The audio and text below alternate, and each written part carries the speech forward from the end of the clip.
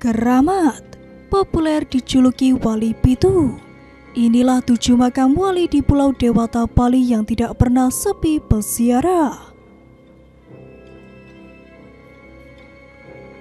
Pulau Bali memang lebih dikenal sebagai destinasi tujuan wisata alam, dengan kekayaan seni, budaya serta tradisi masyarakat Hindu yang menjadi ciri khasnya.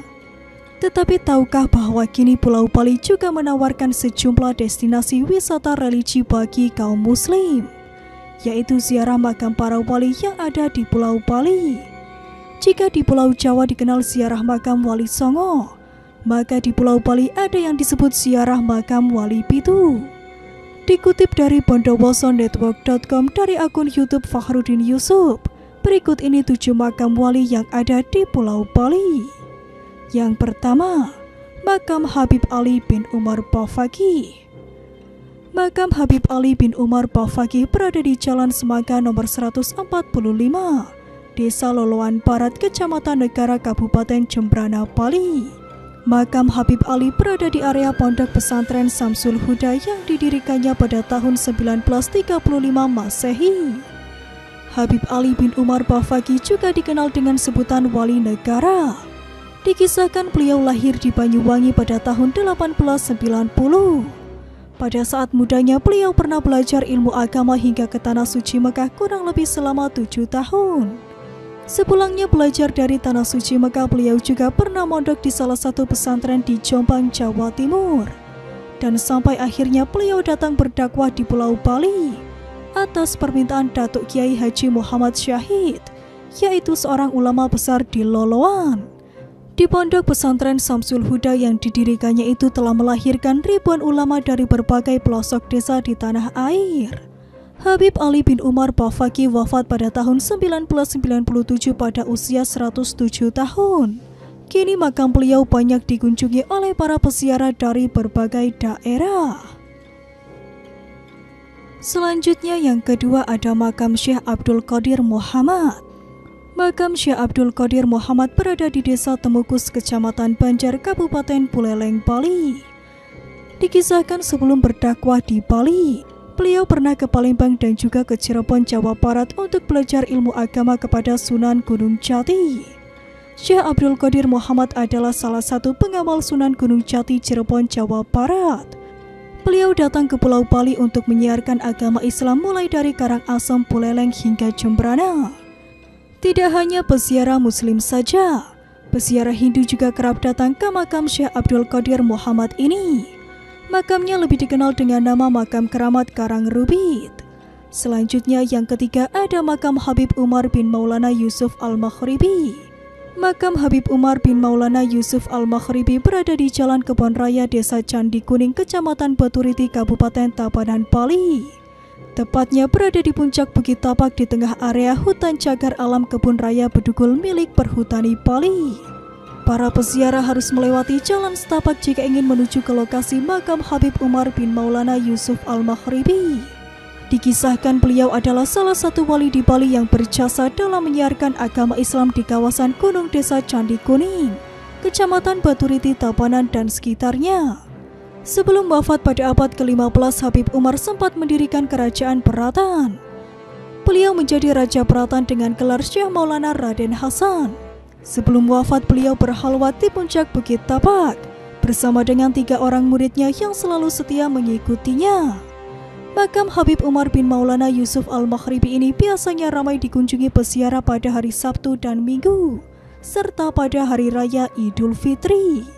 Selanjutnya yang keempat ada makam Habib Ali bin Zainal Abidin Al-Idrus.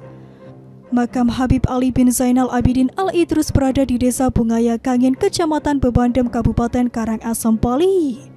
Di dalam satu cungkup tersebut terdapat 2 makam, yaitu makam Habib Ali bin Zainal Abidin Al-Idrus dan makam Syekh Maulana Yusuf Al-Baghdadi Al-Maghribi.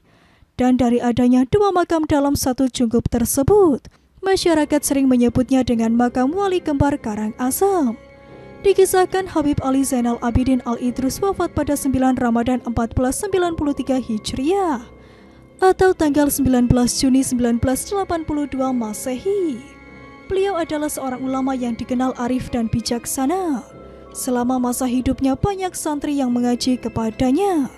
Para santri tidak hanya berasal dari beberapa daerah di Bali saja, tetapi juga dari luar Bali seperti di Lombok dan juga sekitarnya.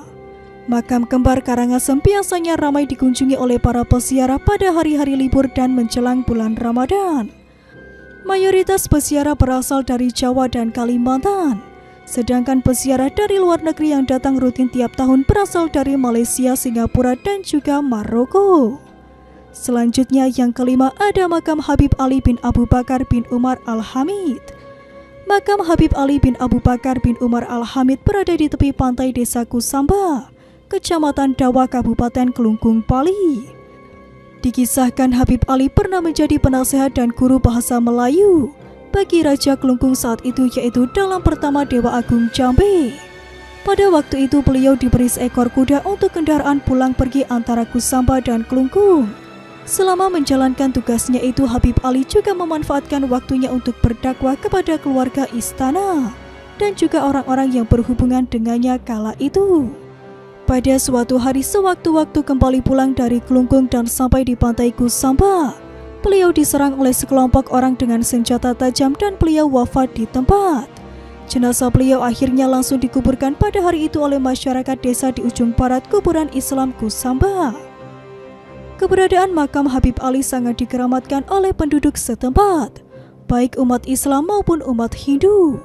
Hal ini terbukti dari para peziarah yang tidak hanya berasal dari kalangan Muslim saja, melainkan juga dari mereka yang beragama Hindu.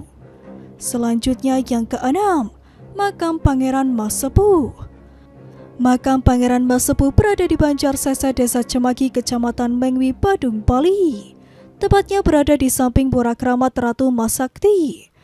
Dikisahkan Pangeran Mas Sepuh atau Raden Amang Kuningrat atau Syekh Ahmad Hamdan Khairul Soleh adalah sosok sakti mandraguna putra dari Raja Mengwi pertama dengan ibundanya putri dari Kerajaan Belambangan Banyuwangi, Jawa Timur. Masyarakat setempat lebih mengenal makam Pangeran Mas Sepuh dengan makam keramat Pantai Sese. Akses menuju lokasi makam ini juga cukup mudah baik menggunakan kendaraan roda 2 ataupun roda 4. Lokasinya yang sangat strategis satu arah menuju lokasi objek wisata Tanah Lot Bali. Jaraknya sekitar 5 km arah timur dari Tanah Lot. Dikisahkan Pangeran Mas Sepuh datang ke Bali semata-mata ingin menemui ayahnya di Mengwi. Sebab Pangeran Mas Sepuh belum pernah bertemu dengan sang ayah sejak lahir. Banyak cerita yang menyebutkan bahwa Raja Mengwi pertama meninggalkan Belambangan dan kembali ke istananya di Mengwi pada saat Pangeran Mas Sepuh masih dalam kandungan.